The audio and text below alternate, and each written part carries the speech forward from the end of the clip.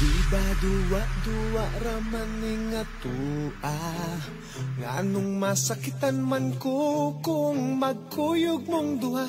Di ba nagsabot na ta kung muabot na siya, tapuson dayon ni natong relasyon na.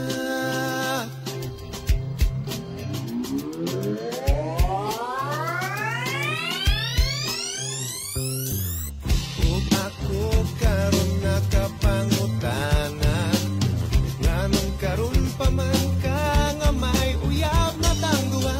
Maikog na nun ko sa pagbiyanan niya, kay di pa ila